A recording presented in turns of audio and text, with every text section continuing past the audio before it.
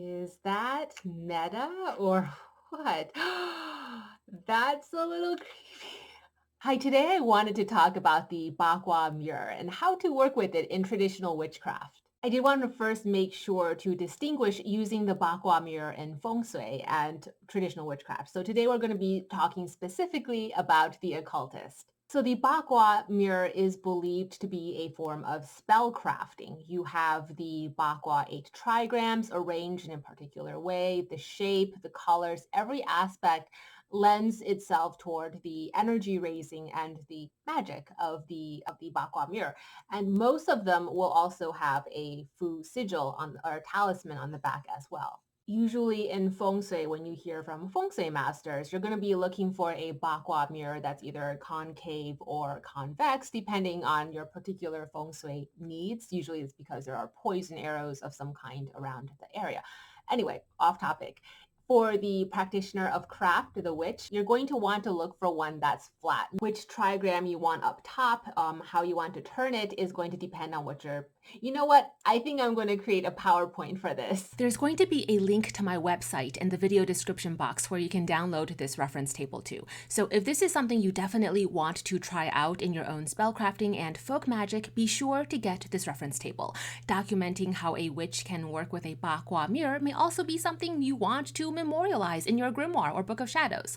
Now, how to work with the dial on your mirror. Example, say you want to employ defensive magic or warding to safeguard by agitating a force that someone else is sending toward you to hurt you. Work with thunder on your bakwa magical mirror. When using the mirror, turn the dial so the trigram thunder is up toward heaven. Now, if there are roadblocks challenging the flow of money, income, and prosperity toward you, cast wind. So when using the mirror in your spellcrafting, the wind trigram would be up. Typically in East Asia, you would buy one of these that has already been consecrated and charged, ready to go from a master practitioner of the craft. But since you probably don't have access to that, I'll show you how to charge one of these yourself. We're going to be using the later heaven bakwa, so you want to configure the trigrams on your mirror as you see on screen. This is something called pacing the Lo Shu, where the magic square you see on screen is likened to a book or compendium. I don't want to get too deep and esoteric here, so let's just move on. You're going to play connect the dots in the air with your fingertips across the 8 trigrams and the center in numerical sequence.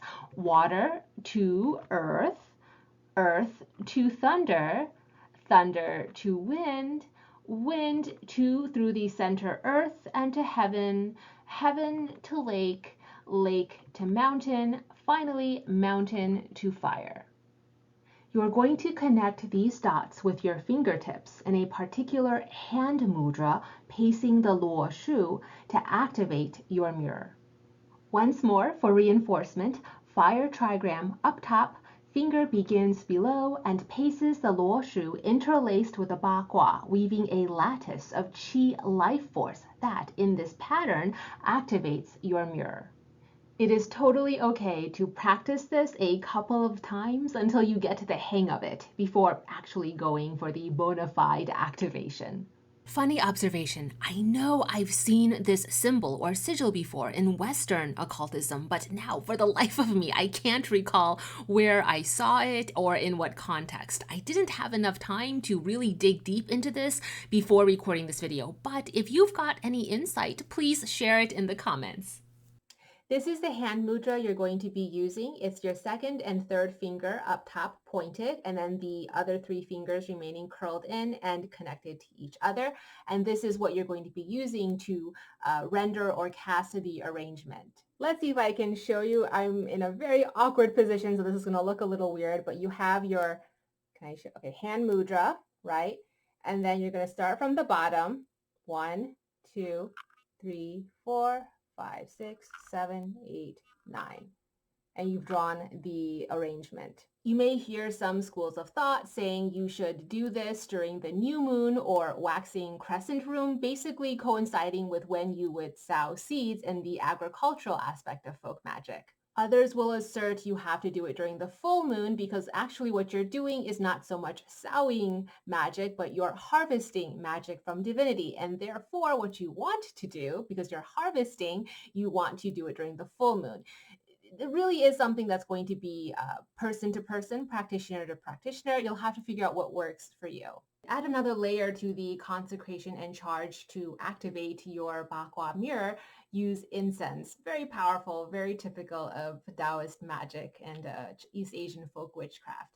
So you want to light a form of incense that's related to the heavens. Sandalwood is a very popular one. So what you would do is you would light the sandalwood and you would pass the mirror through the smoke of the incense while your practitioner's dominant hand is in the form of a hand mudra doing the configuration. I know it's a little bit off center, it just is what it is, but I hope you can kind of see how this smoke is supposed to flow. Well, suppose is the wrong word. You know what I'm talking about. It's how it kind of helps to envelop the mirror for the activation ritual. So then it would look something like this while you're charging it. And I like to do it multiple times. And each time as you do it, you're reciting the consecration recitation that you've come up with, devise yourself to fully express your unique imprint and your unique intentions, willpower, and how you want to be working with your Bakwa mirror. So that's the oversimplified explanation of what people do, the basics, the bare bones. It can get very elaborate where people will use their free hand to chime bells, to pace a drum or some kind of a wood instrument of some kind. There's recitations that go along with it. You might recite or invoke divinities, the 8 immortals by the 8 trigrams. There's so many aspects to that. Here's what I'm going to tell you, and I really believe it works. If you take the time to think about how you want to use words to reflect your true and most specific and precise intentions for activating your mirror, and think about how you want to craft that language for yourself, and then write that and use that in your ritual to activate your mirror. I think that's going to be a lot more powerful than if you try to borrow language that doesn't feel comfortable to you. I'm the author of the Tao of Craft, and you'll be able to really piecemeal together something that works powerfully for you when you read through this text. Using a Bakwa mirror to tell whether you've been hexed or cursed. So what I'm about to show you, I actually have many critical thoughts about this. I don't know how to feel, but I'm just going to show you anyway. It's a very folksy, magical thing that I learned, and I just want to share it with you. I don't know if I can say it's pretty traditional. What does that even mean, right? Let's say you think you're cursed, or you think you're demon possessed, or there's some kind of an issue that you think you're experiencing, a form of magical or psychic attack. What you would do is you want to have Earth, here we go.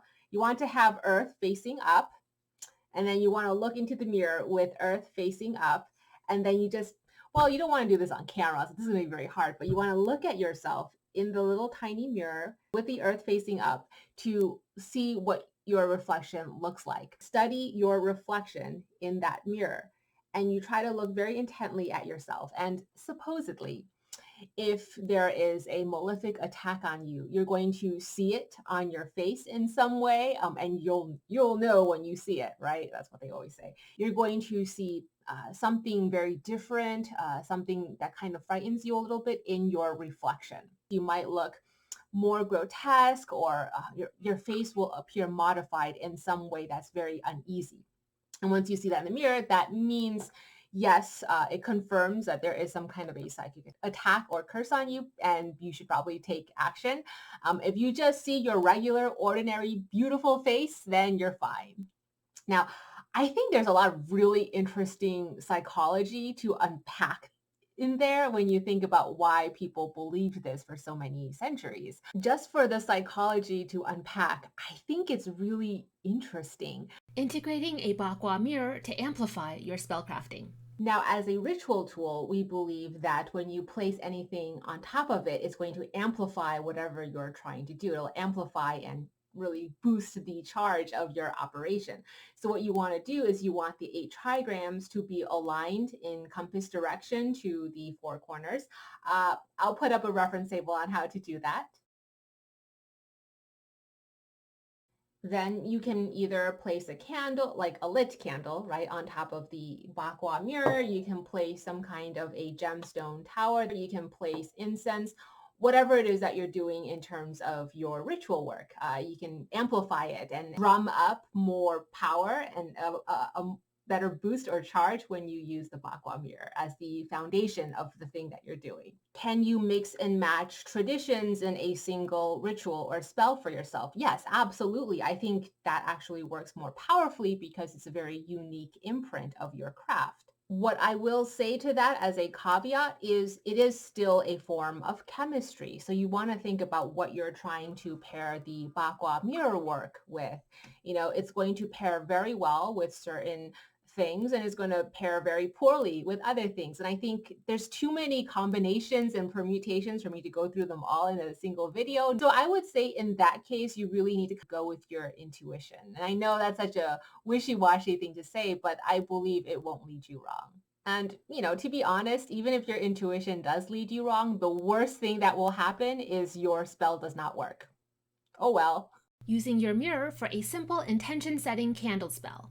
Spellcrafting does not have to be elaborate, fancy, and complicated. Something as simple as a lit candle works really great. So I like to light a candle. I like to place it on the bakwa mirror arranged, and then you just sit and meditate with the flame and think about what it is that you seek to achieve. And you really want to try to condense your intentions and your willpower, all of your thoughts. The real magic here is trying to condense and pack it into a very powerful punch of some kind.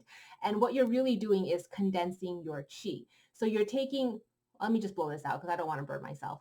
So what you're doing is think of your breath as chi. What you want to do is you want to take your thoughts, what you want to happen, the intention that you have, your willpower, your resolve, like the resolution that you have for this thing to truly manifest, and pack it into your life force. It's the best way I can describe what it is you're trying to do. So the visualization that you have going on is you're packing in and condensing all of that thought and intention and willpower, your resolution for this thing to come true as tightly as possible into your life force, your breath. And that, oh, that's why I lit my candle. 1 second. So you then take the lit candle, and after that whole focus, right now I'm not focused, but assuming I'm totally focused and all that is really well packed into my chi right now, try to find a direct line angle between your third eye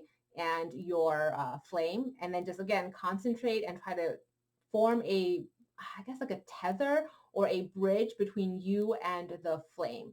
So now you're creating a psychic bridge between you and the flame. Okay. And then once you create that psychic bridge from your third eye to the flame, it's kind of like putting your breath on the bridge. So your breath is going to be walking across the bridge, and then you just go immediately upon blowing it. Keep the focus. Do not break the focus like what I just did, because I'm trying to talk to you, but you want to keep that focus as concentrated and packed as possible. Do not get distracted in any way. What you want to do is you want to send that smoke from the flame up into the heavens. And into the heavens, the belief is that the intention mixes with divinity, and divinity, the creative energy, is what can produce or manifest something solid. So you're merging that intention through the smoke up into the celestial realm, the divinity or creative life force. And then with that creative life force and what you're merging together, what's fertilizing, that will then come back down to earth, to you, and make whatever it is that your intention was come true. Quick insert. Incense smoke is believed to help strengthen your thrust upward into heaven. That's why you'll often find lots of incense being lit around a practitioner's workspace before a spell even commences. Make your own bakwa mirror. If you're crafty, you can absolutely make your own. Just get a regular mirror, flat. Like I said, you don't want concave or convex. That's more for feng shui uses. So a flat mirror of any kind. You do want to consecrate it if you're using a very ordinary mirror. And then just paint the 8 trigrams onto your mirror. Most commonly, you're going to find these bakwa mirrors painted in some combination of green, gold, red, and black. Those are just sort of the keynote magical colors that witches and sorcerers and Taoist magic like to use. Final notes. I think when it comes to certain traditions that you're not natively born into, it can run the risk of cultural appropriation. Even within a particular tradition, some things I think are still in front of the line and other things you've crossed the line. So I just want to assure you that I firmly believe using a bakwa mirror is still way ahead of that line. And you can integrate it and use it in any way that really, as a witch, makes sense to you. And I really do not see that in any way as cultural appropriation. I see it as just smart magic. And I hope that's just enough information to motivate you to give this a try.